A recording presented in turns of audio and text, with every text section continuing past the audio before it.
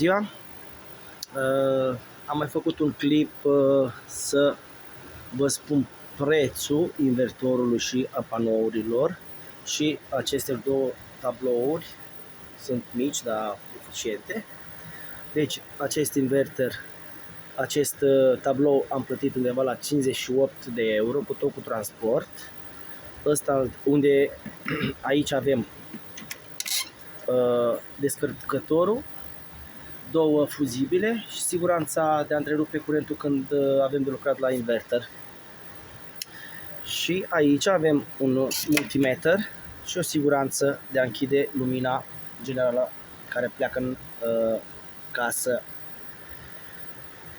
care costă 38 de euro, 58 de euro și 308 euro inverter de 4 kW și 200. Și acest tablou l-am avut eu în casă, unde am băgat și împământarea lângă și siguranța care vine curentul de la tablou de la Enel. Deci, inverter 308 euro, 58 de euro și 38 de euro și 4 panouri sus pe acoperiș undeva la 610 euro. Deci, cu 1100,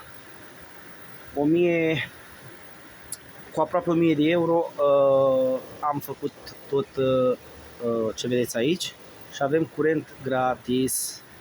Da? Made in China, toate îți venite din China, în afară de panouri care le-am găsit aici în Italia la preț bun. Restul totul este din China. Funcționează cum trebuie. Chiar dacă este o zi chiar nu prea noroasă, dar face destul de... Deci exact consumul care l-am eu în casă, dacă se vede. Uitați. 225 de W fac panourile, depinde și 237-240 de consum în casă, deci rentează.